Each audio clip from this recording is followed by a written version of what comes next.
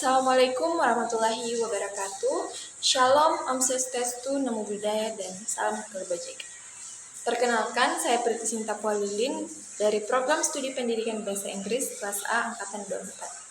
Pada kesempatan kali ini, saya akan mempresentasikan materi tentang prinsip-prinsip perkembangan dan implikasinya dalam dunia pendidikan. Pertama-tama, tentunya kita harus tahu dulu nih apa pengertian perkembangan. Nah, perkembangan ini adalah proses perubahan individu secara bertahap yang mencakup aspek fisik, kognitif, sosial, dan emosional menuju kematangan. Menurut Elizabeth B. Hurlek sendiri, perkembangan merupakan perubahan yang bersifat progresif dan berlangsung terus-menerus sepanjang kehidupan. Jadi, perkembangan itu tidak berhenti, tetapi terjadi dari lahir sampai dewasa. Selanjutnya kita masuk ke prinsip-prinsip perkembangan.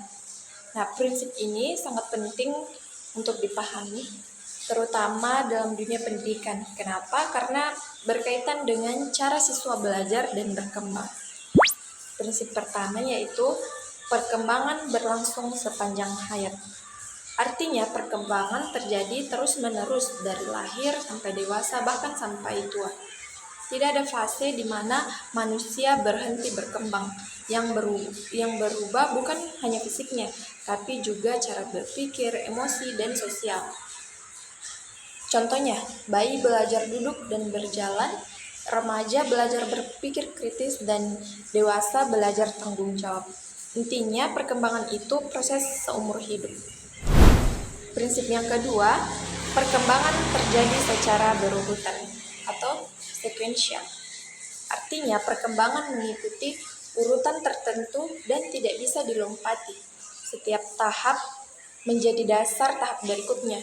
Kalau satu tahap belum tercapai, tahap berikutnya akan sulit. Contoh, anak harus bisa duduk sebelum berjalan, harus bisa mengenal huruf sebelum membaca. Nah, intinya itu ada tangga perkembangan yang harus dilewati satu persatu. Selanjutnya, prinsip yang ketiga, perkembangan memiliki pola tertentu. Perkembangan tidak acak, tetapi punya pola yang jelas.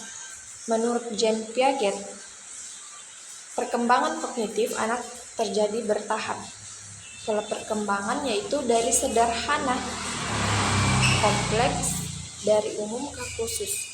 Contoh, anak awalnya hanya menggenggam, lalu bisa menulis. Awalnya bicara umum, lalu spesifik dan jelas. Intinya perkembangan mengikuti arah yang teratur. Selanjutnya, prinsip yang keempat, perkembangan dipengaruhi herediter dan lingkungan. Nah, perkembangan dipengaruhi oleh dua faktor utama.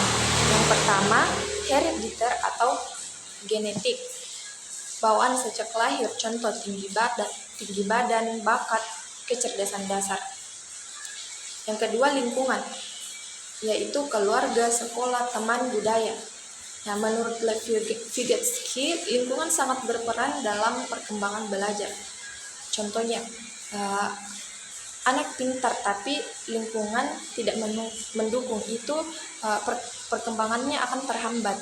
Sedangkan anak yang biasa saja tapi lingkungannya bagus, itu bisa perkembangan pesat. Intinya perkembangan itu sama dengan kombinasi bawaan dan lingkungan. Prinsip yang kelima yaitu perkembangan bersifat diferensiasi dan integrasi. Artinya diferensiasi yaitu kemampuan makin spesifik dan integrasi itu kemampuan saling bekerja sama. Contoh, anak awalnya gerakan kasar lalu jadi halus, menulis atau menggambar, berpikir emosi, dan bahasa saling terhubung. Intinya kemampuan berkembang makin detail tetapi tetap saling terhubung.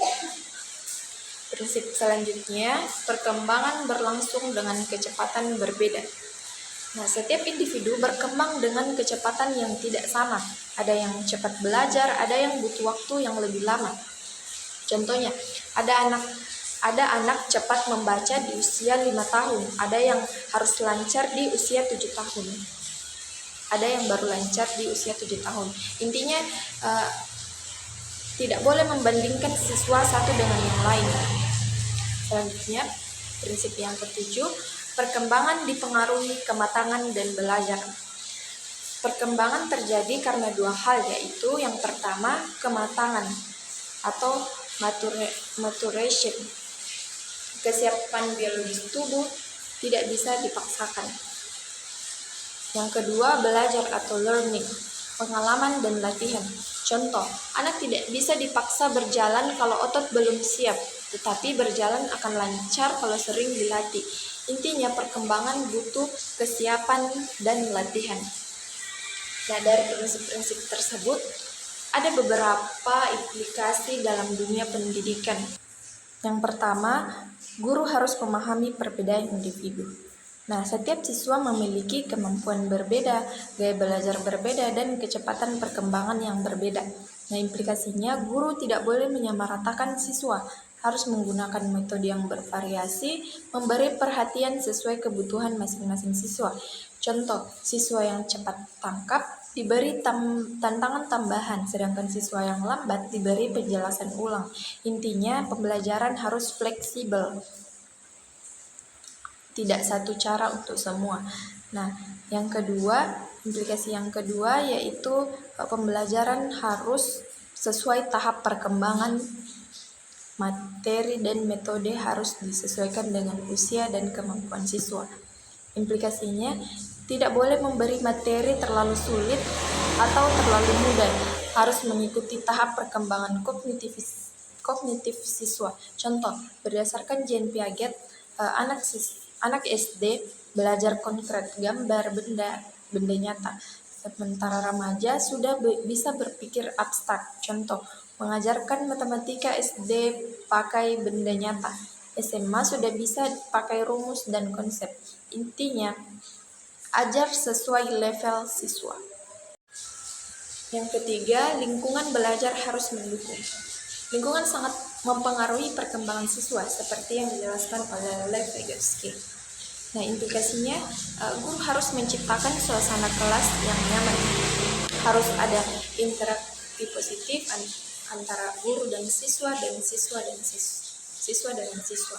Nah, lingkungan harus aman, tidak menekan. Contoh, siswa bebas bertanya tanpa takut, dan ada kerja kelompok untuk saling membantu.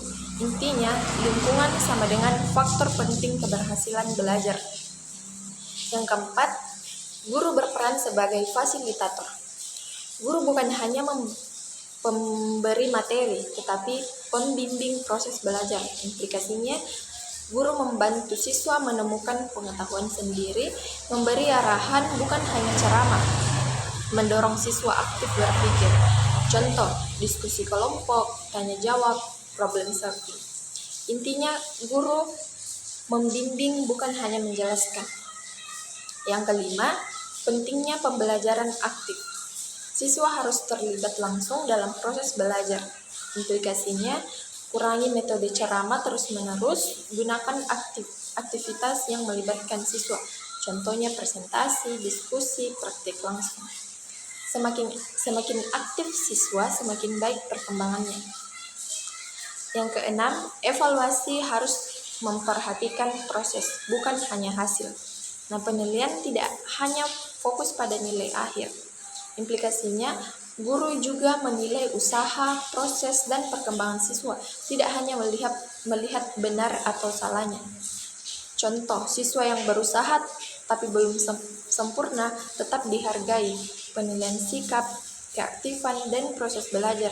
Intinya, proses belajar sama pentingnya dengan hasil.